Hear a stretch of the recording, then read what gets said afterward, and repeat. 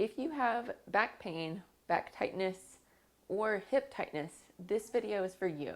It's to go over how to use your core a little bit more properly so you can support these areas that are being overstressed. My name is Liz. I'm a doctor of physical therapy, and I want you to feel the difference of having a strong core versus not.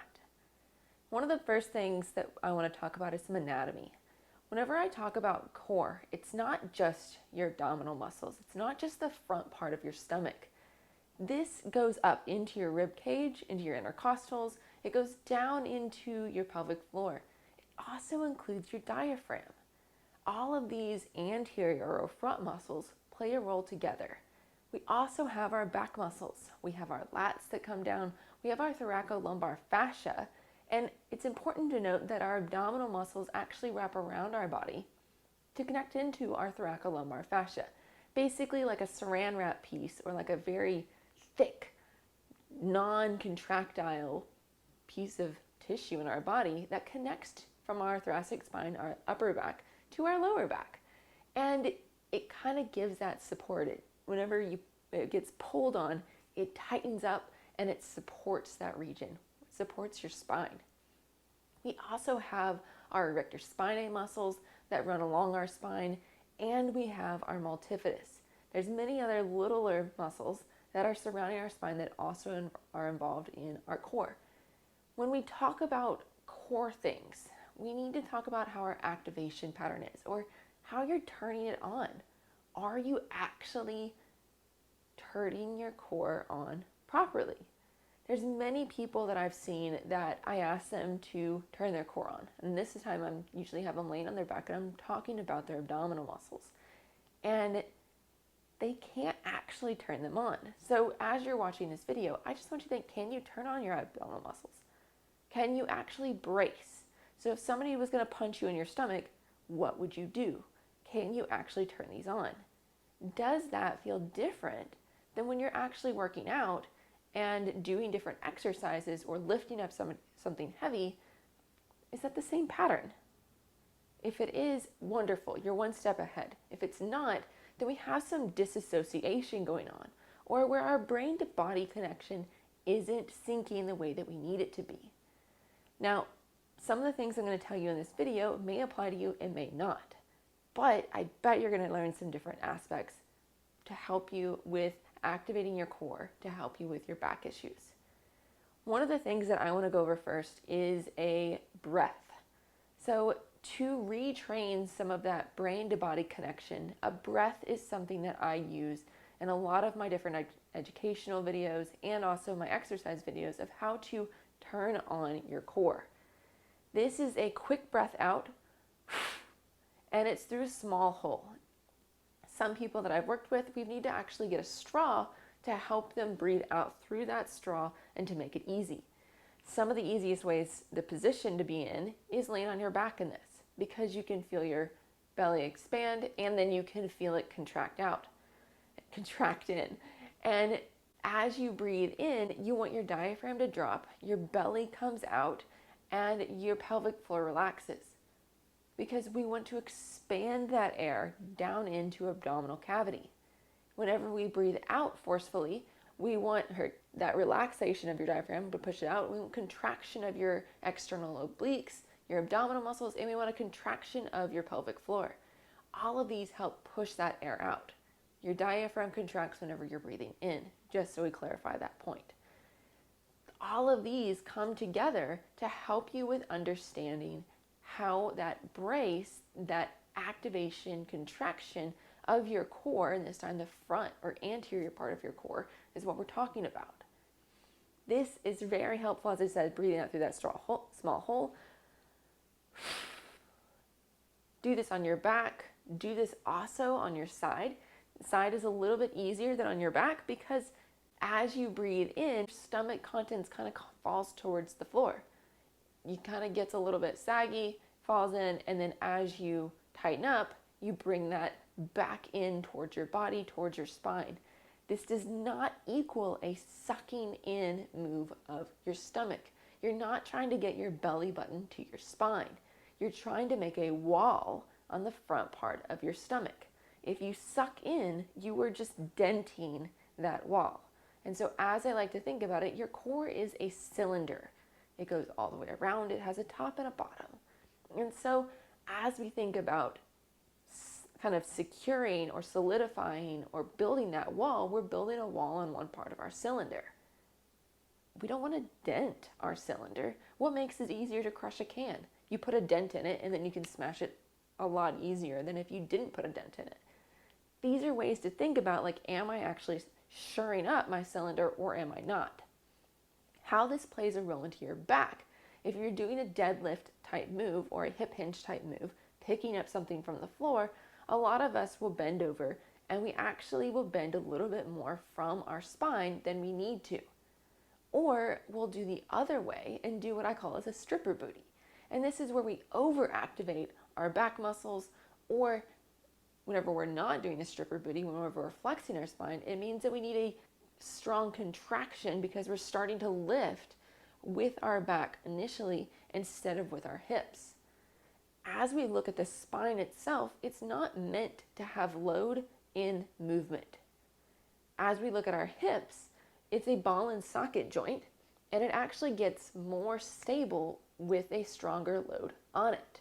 And so it's coming together more with a load. And then you use your muscle groups around them, your glutes, your core, your hamstring muscles, to help you with pulling and bringing yourself upright. Your glutes and your hamstrings are more of your power muscles in this position, and your core solidifies and keeps your trunk stable. So then you can load and have movement more at your hip joint.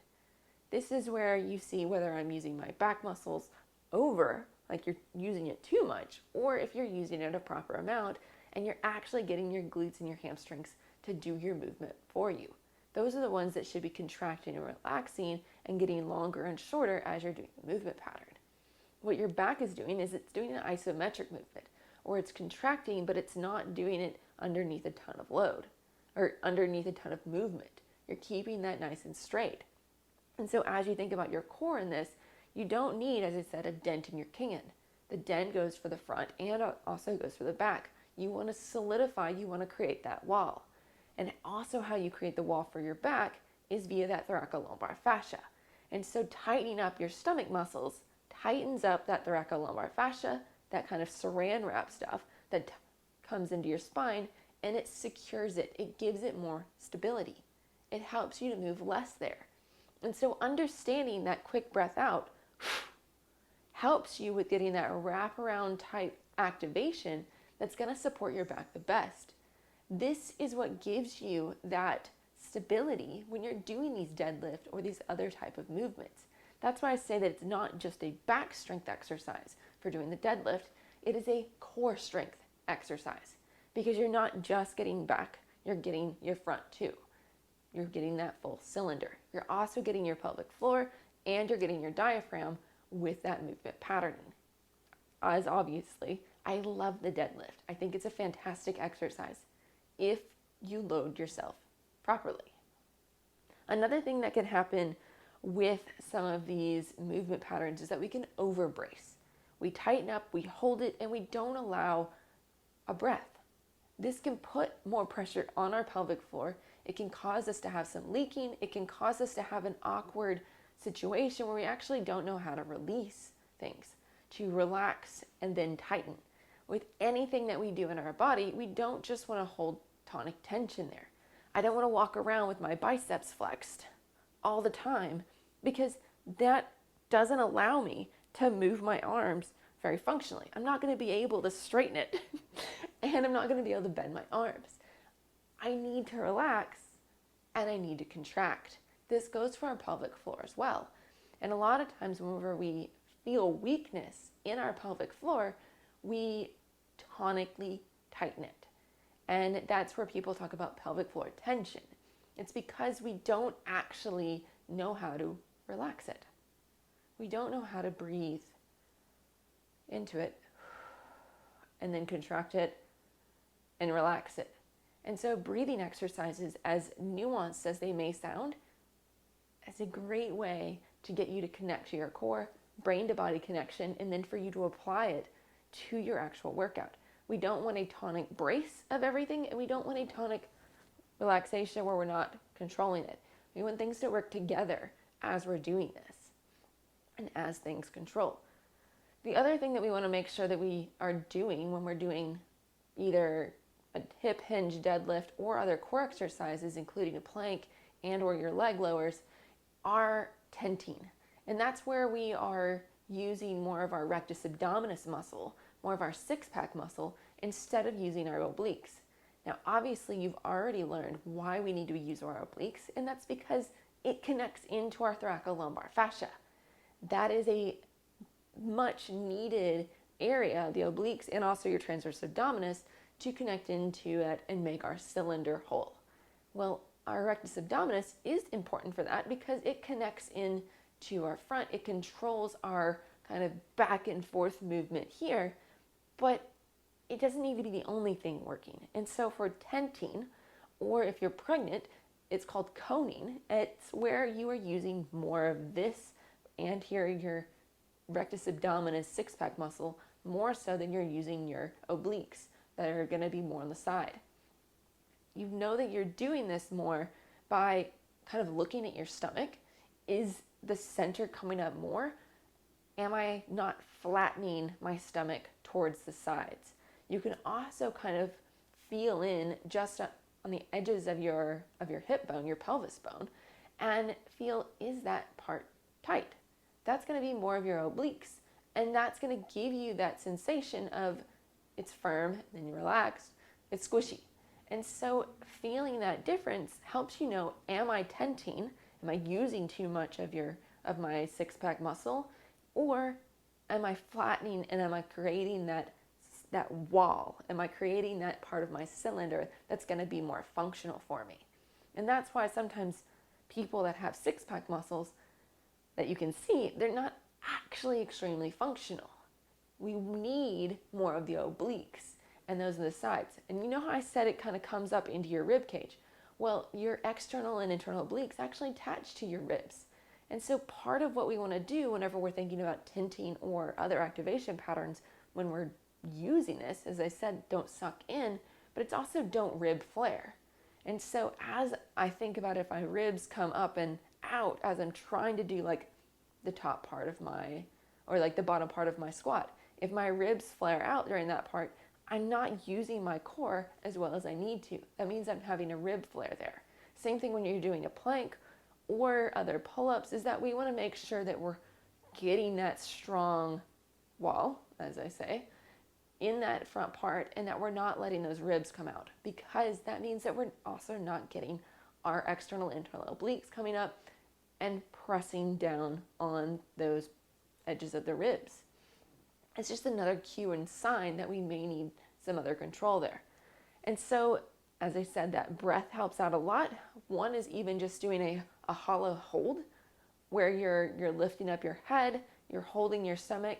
Another one is just doing leg raises and seeing what happens. Do you tighten up your neck a whole lot whenever you're trying to do it? That's a key that exercise might be a little too hard for your brain to body connection. Not necessarily too hard for your muscles, but what your brain trusts your body to actually perform. It will switch off of that muscle group and will switch on to another muscle group, like your hip flexors. Whenever we do leg raises, we don't really want to feel our hip flexors unless we add a band to it. And then we need to strengthen our hip flexors, obviously, but we don't want to miss out on our body telling us that we're overusing our hip flexors in a way that we don't need to be, whenever we need to be using more of our core.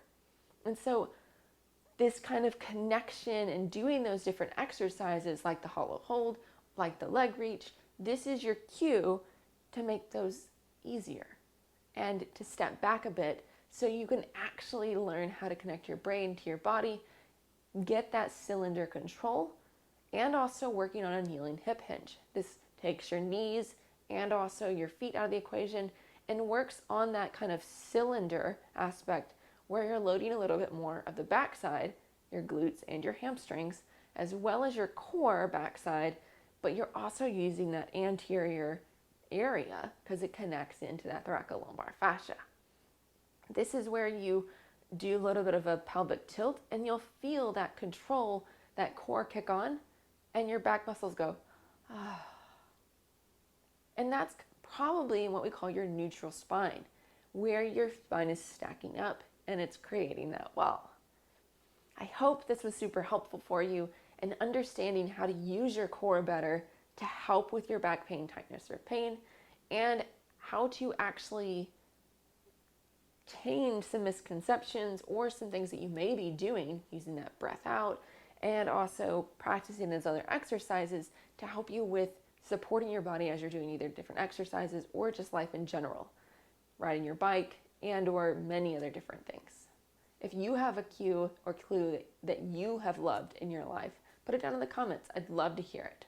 And if you like more of this information, hit subscribe, and I'm sure I'm going to put out more like this.